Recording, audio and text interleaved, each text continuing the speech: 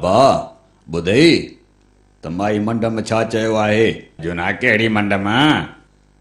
अबा या अमेरिका वारी माई हेलरी क्लिंटन साहब जी घर वारी। हाओ हाओ जुना छा चयो अथई? अबा चयो अथई त 29 साल अॻु में अमरीकी हुकूमत जेका पॉलिसी ठाही हुई तंहिंजो नुक़सान जेको पाकिस्तान खे पहुतो आहे सो हाणे ज़ाहिर थियण लॻो आहे। जुना कहिड़ी पॉलिसी? अड़े अबा या रूस ख़िलाफ़ तालिबाननि खे जंगी साज़ो सामान ॾियण ऐं उन्हनि खे मज़बूत करण वारी पॉलिसी जेका हाणे पंहिंजे गिचीअ में पई आहे। ॿियो वरी कहिड़ी पॉलिसी? जुना ॿियनि जी पॉलिसीअ ते हलबो त नुक़सान त थींदो न। ऐं होॾां वरी अमेरिका जे नए सदर ओबामा साहब चयो आहे त तालिबान वॾे झेड़े जी तयारी करे रहिया आहिनि। ॿुधई न जुना?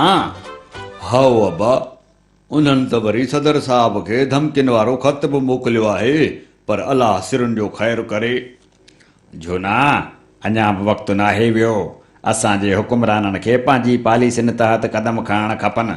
जे न त ईंदड़ 29 सालनि खां पोइ असांजो कहिड़ो असरु थींदो, तंहिंजी ज़िम्मेवारी त इहा मंड में बि क़बूल कान कंदी।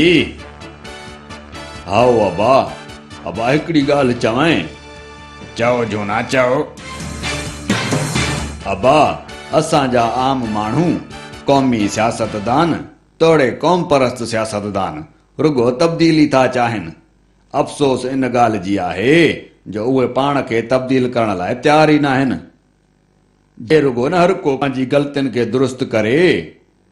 क़ौम परस्त ऐं हुकुमरान गॾिजी संजीदा थी हिक ॿिए लाइ सोचिनि त अॼु असांखे अहिड़ियूं जज़ाऊं कंध में न पवनि। अबा